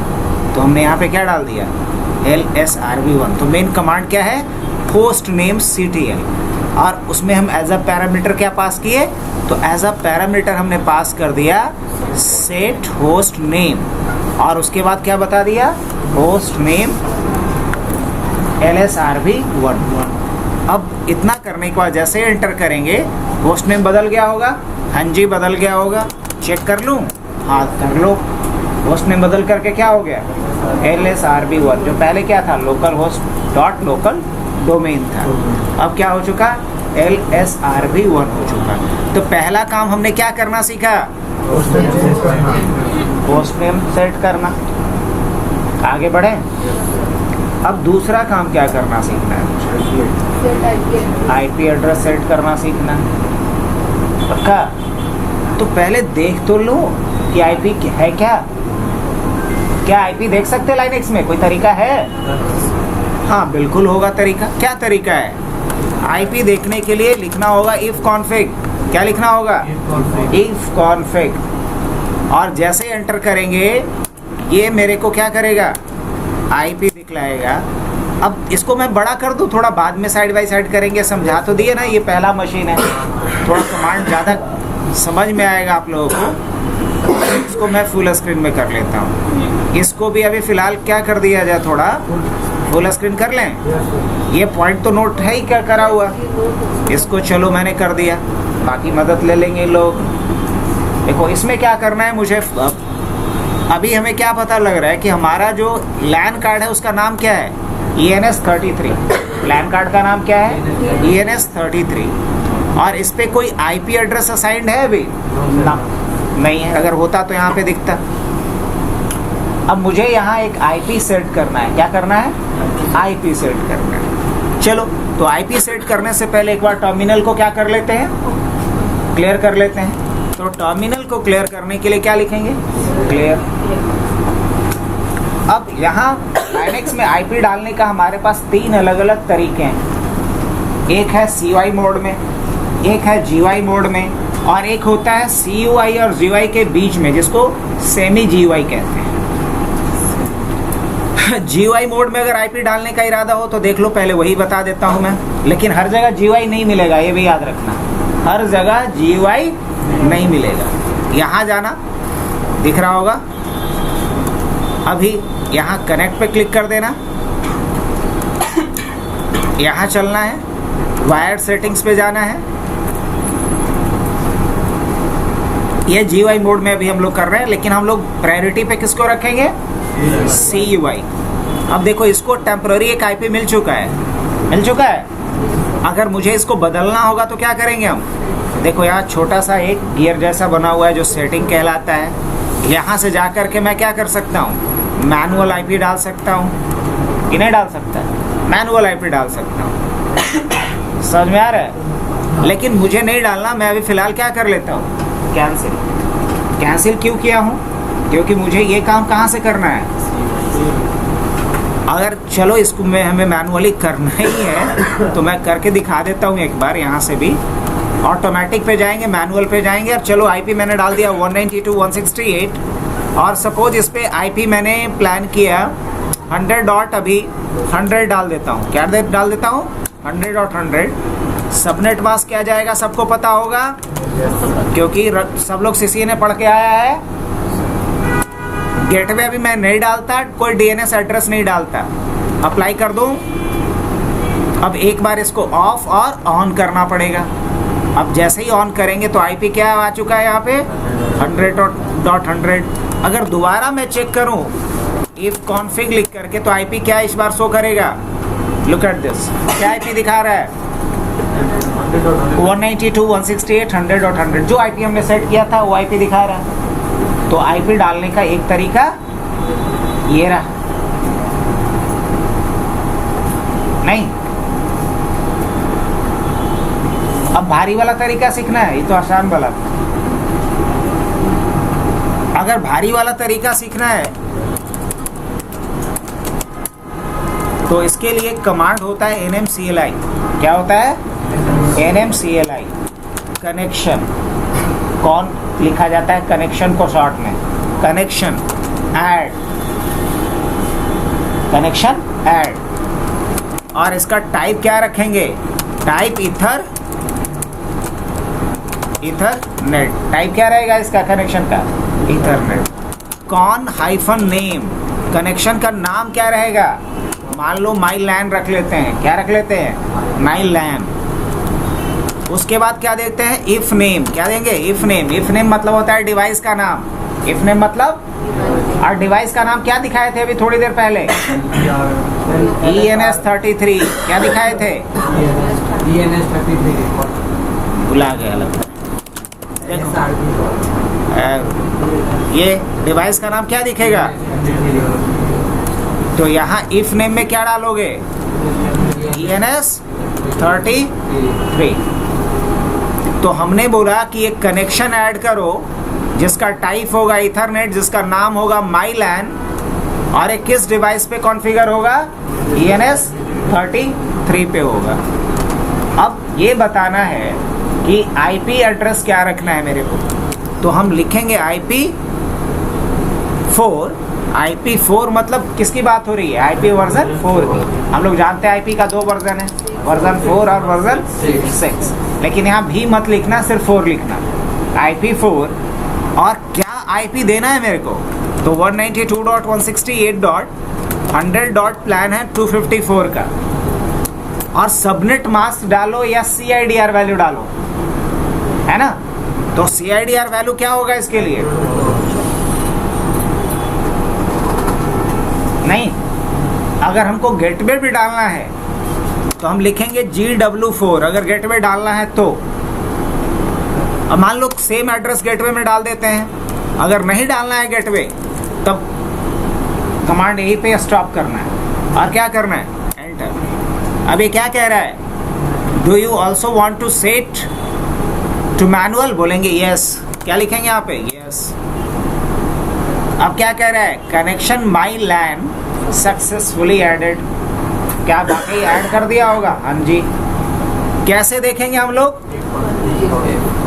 NMCLI connection show. तो बताओ यहाँ पे कितना कनेक्शन दिख रहा है अभी?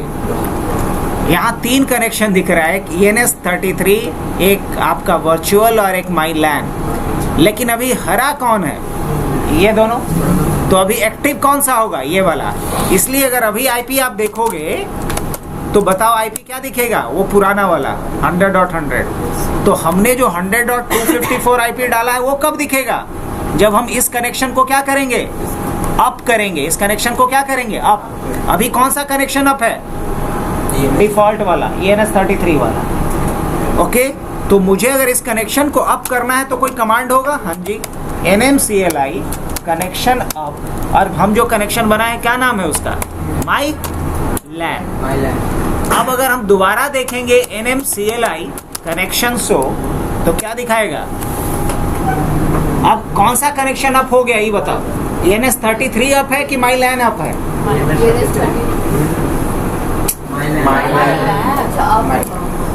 तो अब क्या आईपी दिखलाएगा? 100.100 कि 100.254? तो क्या लिखेंगे हम? If config. तो क्या दिखाया देख के बताओ मेरे को, क्या आईपी आ रहा है? 100.100 आ रहा है कि 100.254 आ रहा है? तो कमांड का तो ढेर सारा बौछार बुक्के बन गया। नहीं, कोई बात, चिंता नहीं करो, हम लास्ट में सब कमांड एक जगह पे। हाँ, जैसे कोई बच्चा है पड़ोसी का, अपने घर में आया, बहुत सारा खिलौना उसको दिए खेलने के लिए, सब कुछ बिखरा पड़ा है, लेकिन वो जा रहा है तो उसको लास्ट में समेट के क्या करना है? दे देना है। तो लास्ट में समेट करके उसको दे दिया जाएगा। बंद करें? तो कहाँ तक पहुँच चुके हम लोग? आईपी तक हो गया। आगे क्या था आईपी डालने के बाद?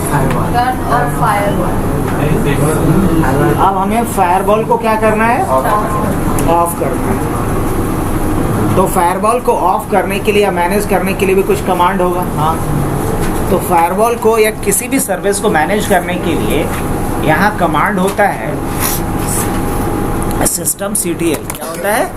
सिस्टम फायरवॉल इसलिए ऑफ करते हैं कि पर्पस से यूज होता है, वो एक्सेस नहीं करते। सिस्टम CTL और उसके बाद क्या लिखेंगे? स्टॉप और क्या लिखेंगे? Firewall D। ये फायरवॉल को क्या कर देगा? स्टॉप कर देगा। कमांड क्या होता है? System CTL। किसी भी स्टॉप सर्विस को मैनेज करने के लिए जो लाइनेक्स में कमांड चलता है क्या है? System CTL। और स्टॉप करने को बोला किसको? फायरवॉल को। अब अगर हम फायरवॉल का स्टेटस देखना चाहेंगे तो system CTL status firewall D। तो अब ये स्टेटस में क्या दिखा रहा है? बंद है ना? क्या दिखा रहा है? Inactive, dead. इनएक्टिव और डेड। अगर वही फायरवॉल को रन कर देते हैं हम तो क्या लिखेंगे? System CTL start firewall D। और उसके बाद जब हम स्टेटस देखेंगे तो क्या दिखलाएगा? इस बार रनिंग दिखलाएगा। देख लो, एक्टिव और रनिंग। अभी फायरवॉल का स्टेटस क्या है? एक्टिव है, रनिंग है। अगर इसी को स्टॉप करना होगा तो क्या कमांड चलाएंगे बताओ? अभी सिखाए हैं system CTL stop firewall D। हो गया होगा स्टॉप? हाँ बिल्कुल।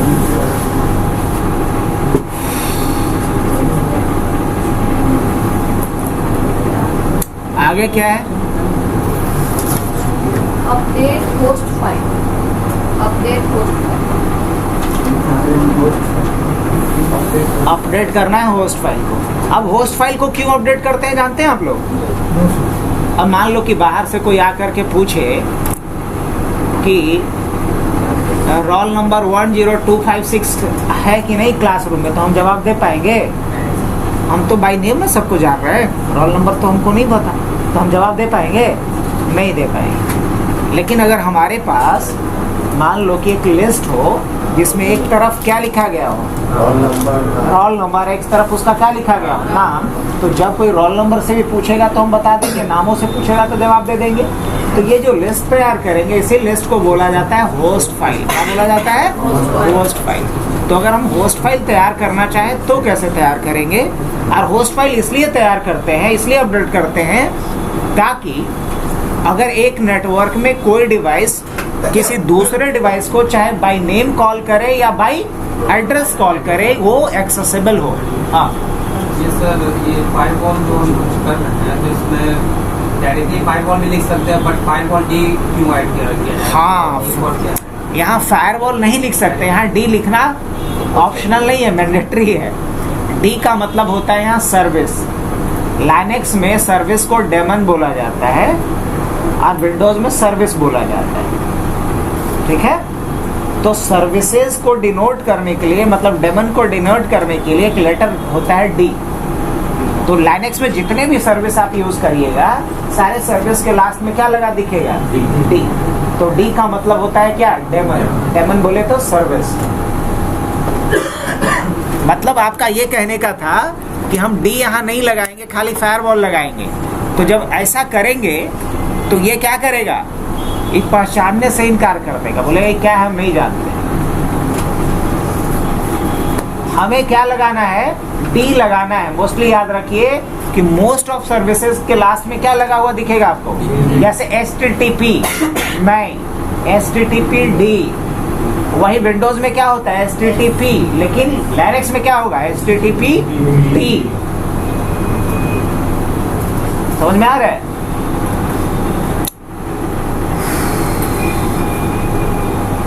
बढ़े आगे। हाँ, क्या था उसके बाद, लिस्ट देखो। होस्ट फाइल अपडेट करना। अब होस्ट फाइल अपडेट करने के लिए क्या करेंगे हम, VI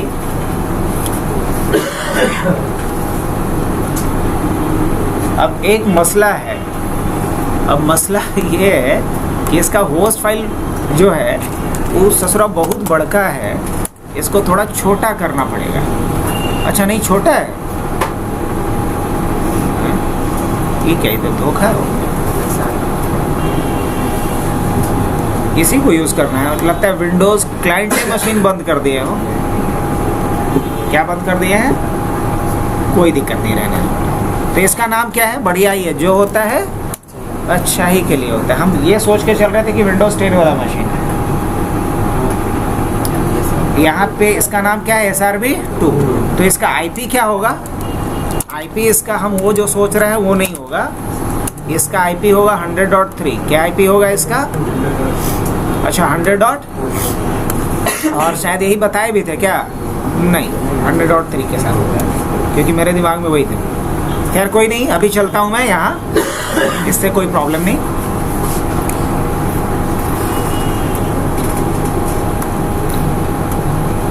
इसको फिलहाल के लिए हम क्या कर लेते हैं, मिनिमाइज, और यहाँ क्या कर लेते हैं, मैक्सिमाइज। अब मुझे VI के बाद लिखना होगा /etc। क्या लिखना होगा, अब बोले etc क्या है, तो etc एक डायरेक्टरी है। अब इस etc डायरेक्टरी के अंदर एक फाइल है जिसका नाम है होस्ट। किस नाम से फाइल है, होस्ट्स के नाम से एक फाइल है। तो हम यहाँ पे क्या लिखेंगे, HOSTS। होस्ट मत लिखिएगा, क्या लिखिएगा, HOSTS लगाना जरूरी है। यहाँ ये सर्विस है कि डी लगाएंगे, मतलब फाइल नेम में ये सर्विस लगाए सर, एस से। ये फाइल नेम में एस लगाना नहीं है, सारे फाइल में एस नहीं लगाना है, लेकिन फाइल नेम में ये जो फाइल का नाम है ये होस्ट ही होता है, होस्ट नहीं होता है। अब एक पूछिए क्या है, क्योंकि इसमें किसी एक सिस्टम का नाम नहीं डाला जाता है, बहुत सारे सिस्टम का लिस्ट तैयार किया जाता है, इसलिए इसका नाम क्या रखा गया है, होस्ट रखा गया है। एंटर करें। अब चूंकि ये सर्विस नहीं है इसलिए लास्ट में डी नहीं लगता है। अब देखिए एक फाइल यहाँ पे खुला, अब इसमें हम इंसर्ट मोड में आ जाते हैं और हम एंट्री करना शुरू करेंगे। पहले तो ये जो लाइनेक्स वाला खुद का सर्वर है, इसका IP क्या हमने रखा है जी, 25, और इसका नाम क्या रखे हम, LSRV1। और दूसरा का जो मशीन है जो विंडोज वाला, उसका IP क्या है, और उसका नाम क्या है, बस यहाँ जितने भी नेटवर्क में डिवाइसेस हैं उन सारे डिवाइसेस की एंट्री करनी पड़ेगी। अब कर दिया आपने, ये कहलाता है होस्ट फाइल को अपडेट करना। अब जब होस्ट फाइल अपडेट हो जाएगा तो इसको अप्लाई करने के लिए, इस चेंजेस को लागू करने के लिए आपको एक सर्विस को रीस्टार्ट करना पड़ेगा। और सर्विस को रीस्टार्ट करने के लिए कमांड तो वही है, systemctl रीस्टार्ट, और उसके बाद आपको लिखना होगा नेटवर्क। थोड़ा समय लेगा। अब एक बार IP चेक कर लीजिए कि IP आप बदला तो नहीं ना, नहीं IP वही है, सही है। अब बताइए अगला क्या था हमारे लिस्ट में, होस्ट फाइल अपडेट करने के बाद माउंट हाँ, जैसे कि विंडोज़ में अगर कुछ भी इंस्टॉल करना होता था तो सीडी या पेन ड्राइव लगाते थे ना, तो लाइनेक्स में भी कुछ भी इंस्टॉल करना है तो क्या करेंगे, सीडी या पेन ड्राइव लगाएंगे। क्या कमांड चलाते हैं? सिस्टम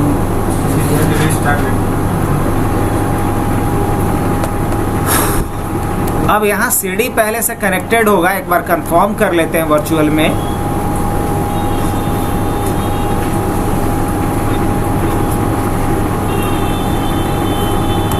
सीडी कनेक्टेड है लाइनेक्स का, चलिए बढ़िया। अब माउंट करने के लिए आपको एक कमांड डालना पड़ेगा, चलो क्लियर कर देते हैं ताकि ऊपर दिखेगा। माउंट, अब मुझे यहाँ लिखना होगा माउंट। माउंट किसको करना है? सीडी डीवीडी को। और सीडी डीवीडी जहाँ रहता है उसको बोलते हैं डेव। क्या बोलते हैं? मतलब डेव नाम के घर में सीडी डीवीडी रखा गया है, तो पहले उस घर का पता देंगे और तब सीडी डीवीडी का देंगे। तो यहाँ लिखेंगे CD ROM, dev slash CD ROM. और इसको कहाँ पे माउंट करना है, नहीं समझे बात? मान लिया जाए कि ये पंखा जमीन में रखल है, तो कोई बोलेंगे राहुल को कि पंखा लटका दो कहीं, तो बोले ना कहाँ लटका दें, तो इसी लटकाने को टेक्निकल भाषा में कहते हैं माउंट करना। किसी एक फिक्स जगह पे फिक्स कर देना, मतलब माउंट कर देना। तो इसको माउंट कहाँ करना है? MNT पे माउंट कर दो। माउंट कहाँ कर दो? MNT पे कर दो। इतना लिख करके जैसे ही एंटर करेंगे तो ये माउंटिंग का काम मेरा हो गया। अब आगे क्या करना है मुझे?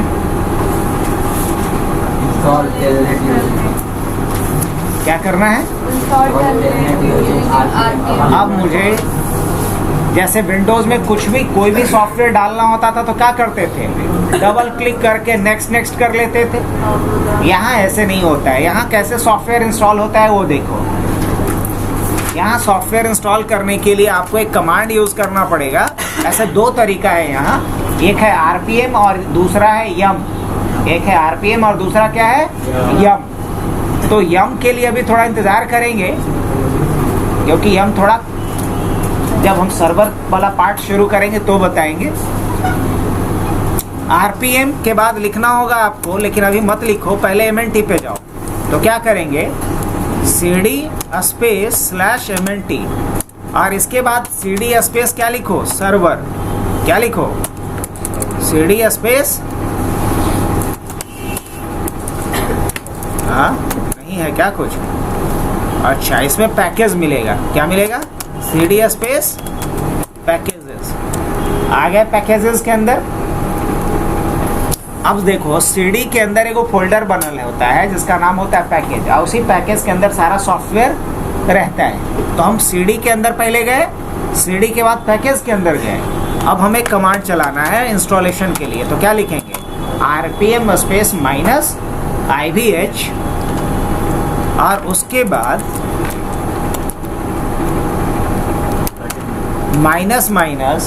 -node.ps। अब node.ps क्या है लिखते हैं वो बता देते हैं। node.ps लिखते हैं डिपेंडेंसी चेकिंग के लिए। अब डिपेंडेंसीज का मतलब, अब जैसे किसी को बुखार लगल है, बोले लो ये दवाइयाँ खा लो, तो बोले खाली पेट है दवाई नहीं खाएंगे, तो node.ps लगा देंगे। तो जैसे ही खाली पेट रहेगा तो ऑटोमेटिक पार्ले-जी उसके पास आ जाएगा। लो पहले पार्ले-जी खा तब दवाई खा। इसी को बोलते हैं डिपेंडेंसीज को रिजॉल्व करना। मतलब जो काम करने को मैं बोल रहा हूँ, अगर उसके लिए कोई दूसरा काम पहले चाहिए तो पहले दूसरा काम करेगा, तब जो ओरिजिनल काम बोला हूँ वो करेगा। ये काम किसका है? node.ps का, डिपेंडेंसीज को रिजॉल्व करने को। अब हम चाहते हैं कि हमसे कोई सवाल जवाब ही ना करे, तो क्या बोलेंगे? फोर्सफुली करो। तो इसके लिए स्विच क्या लगा दो? फोर्स। अब करना क्या है मुझे? तो टेलनेट इंस्टॉल करना है। तो क्या लिखो? टेलनेट। अब हो सकता है टेलनेट के आगे कुछ 2, 4, 6 कुछ वर्जन वगैरह होगा।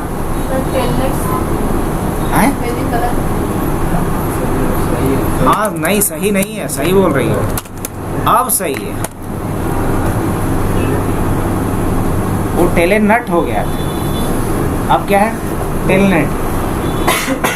अब स्टार क्यों लगाए हैं? स्टार का मतलब होता है कि इसके आगे कुछ भी लिखा गया हो वो सब कुछ तुम समझ लेना। नहीं, अब एंटर जैसे ही करेंगे तो टेलनेट इंस्टॉल हो गया इस पे? तो अपना लेटेस्ट वर्जन में इंस्टॉल कर देना जो भी है। सर पैकेज में अगर देखना चाहते हैं उसमें सिस्टम का पहले से दिया हुआ है, कैसे चेक करेंगे? तो सब बताएंगे, सब बताएंगे, वो सब सीक्वेंस में पढ़ाएंगे। आज हमारा थीम क्या है? नहीं, रिमोट मैनेजमेंट का, और उसका एक पार्ट है टेलनेट। अभी NMCLI पूरा थोड़े बता दिए, उसमें भी बताएंगे 1 घंटा कम से कम। बहुत सारा उसमें भी टाइप और वेरिएंट्स पढ़ना है। आपको क्या लगता है इसमें जो नए लोग हैं सबको तो तुरंत थोड़ी समझ में आ रहा होगा? सब बताना पड़ेगा शुरू से।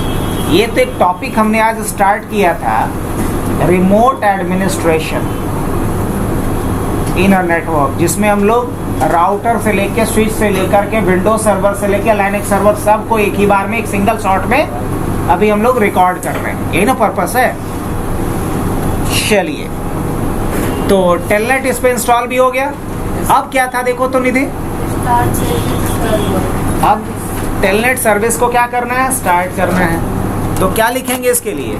सिस्टम CTL, और उसके बाद क्या लिखेंगे? स्टार्ट, और उसके बाद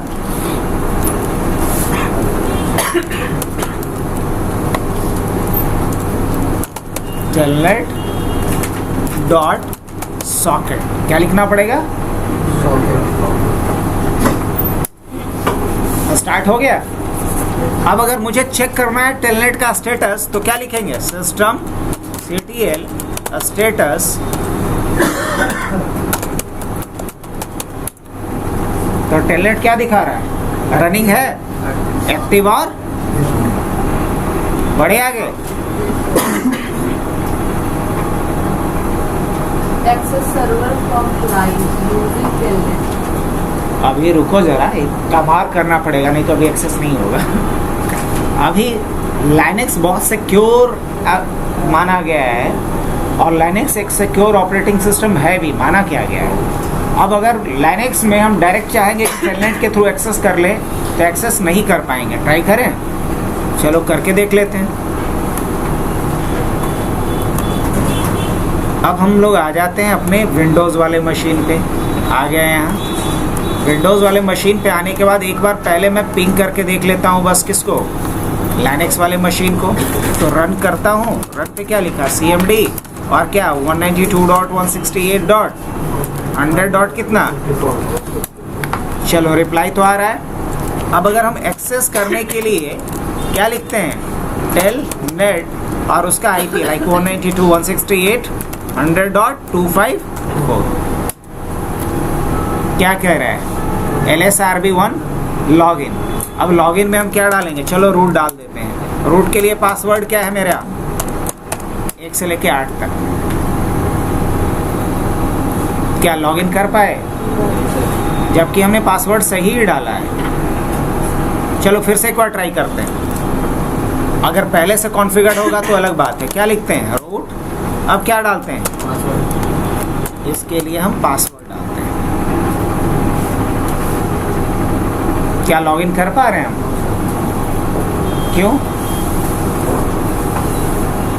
तो करना ये पड़ेगा मुझे, अगर रूट का पासवर्ड भी बदल के देख लूं क्या एक बार? आता है ना बदलना सबको?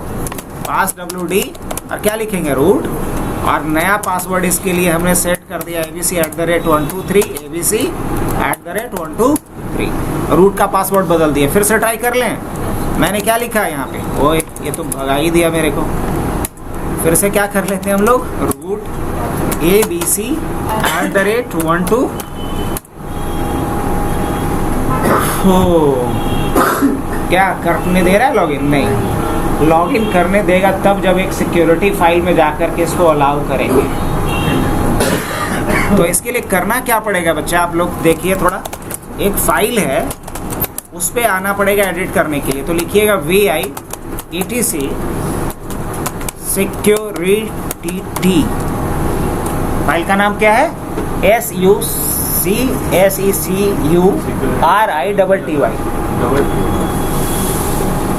अब बनाया ही ससुरा तो हम क्या करें? सिक्योरिटी का अगर सही हम लिखेंगे स्पेलिंग तो काम ही नहीं करेंगे। इसको लिखना है सिक्योरिटी ही लिखना है। लेकिन नहीं, इसमें भी थोड़ा कुछ गलती है।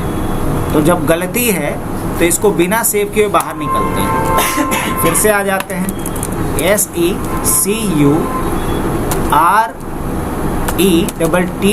सिक्योरिटी, हाँ ये वाला फाइल है। अब देखो इसका स्पेलिंग ससुरे,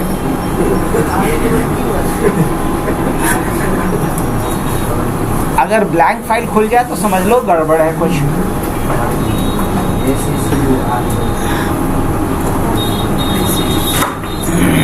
अब इसमें हम इंसर्ट मोड में आएंगे और कहाँ चले आएंगे इंसर्ट में, आखिरी पे आ जाना और यहाँ कुछ कमांड डालना पड़ेगा, स्क्रिप्ट डालना पड़ता है। कितने लोगों को एक साथ रिमोटली लॉगिन करने के लिए अलाउ करना है, कितने लोगों को एक साथ रिमोटली लॉगिन के लिए अलाउ करना है।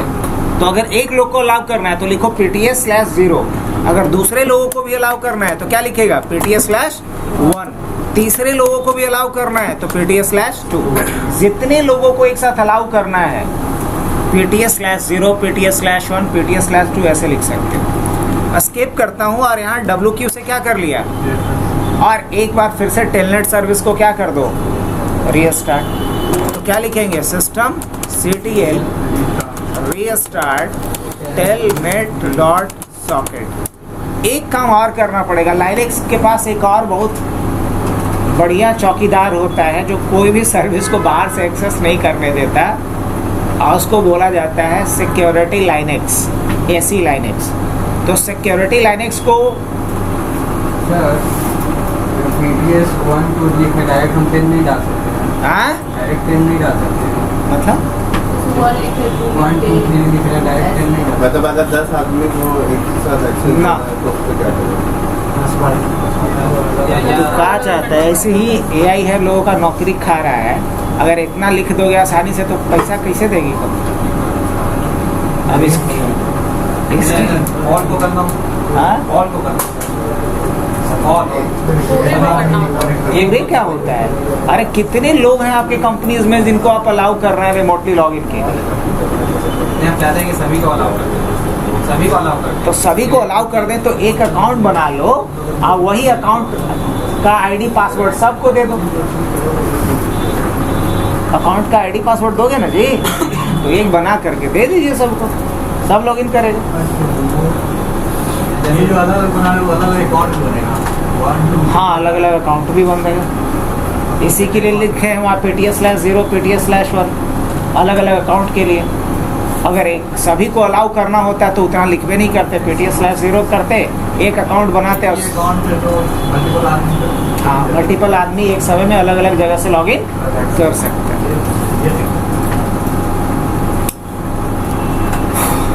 अब मुद्दा वो नहीं था, मुद्दा था कि एक सिक्योरिटी और है जो ब्लॉक कर रहा है, और उसको बोलते हैं, अभी देखो जैसे लिखोगे गेट इन फोर्स, क्या लिखोगे, गेट इन फोर्स, तो यहाँ दिखाएगा इनफोर्सिंग।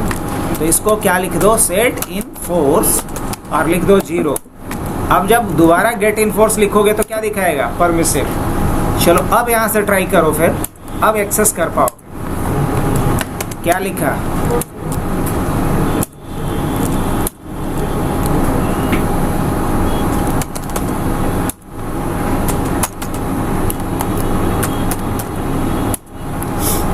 कुछ समझ में आया? तो हम उस सर्वर को टेलनेट के थ्रू एक्सेस कर पा रहे हैं कि नहीं कर पा रहे हैं। अगर नहीं समझ में आ रहा है तो मैं यहाँ से कुछ दिखाता हूँ आपको। मैंने किसको रीस्टार्ट कर दिया, लाइनेक्स वाली मशीन को, ये समझाने के लिए कि मैं रिमोटली मैनेज कर रहा हूँ। यहाँ से कमांड क्या लिखना पड़ा था इसके लिए, रिबूट -F, F होता है फोर्स के लिए। तो चलो, आज बहुत लंबा क्लास चला है, लेकिन हाँ टॉपिक भी बहुत ज़्यादा था।